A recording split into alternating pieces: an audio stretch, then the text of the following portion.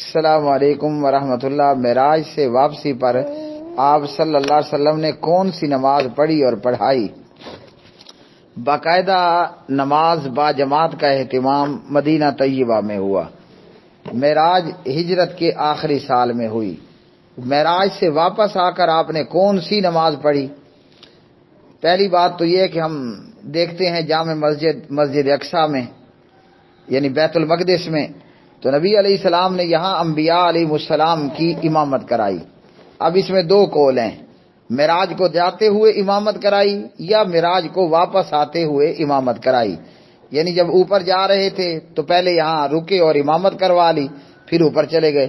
دوسرا یہ ہے کہ اوپر گئے اندہا جنت الماوا وغیرہ، نیچے آئے پھر امامت کرائی حضرات انبیاء اور رسول علیہ السلام کی۔ اگر اسے ہم بعد کا واقعہ مانیں تو پہلی نماز وہی پڑھی جو آپ نے آ کر انبیاء علیہ السلام کو نماز با جماعت پڑھائی، اور اگر ہم اسے جاتے ہوئے کی نماز مان لیں تو واپس آ کر آپ نے کیا پڑھی؟ اسراء اور معراج کا واقعہ کب پیش آیا؟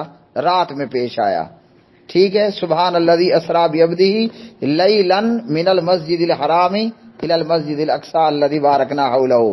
واقعہ اسراء اور معراج رات کے اندھیروں میں پیش آیا نا، تو رات ہی رات میں آپ گئے بھی اور واپس بھی آ گئے، تو رات کے بعد کیا ہوتی ہے؟ فجر ہوتی ہے، فجر کی نماز۔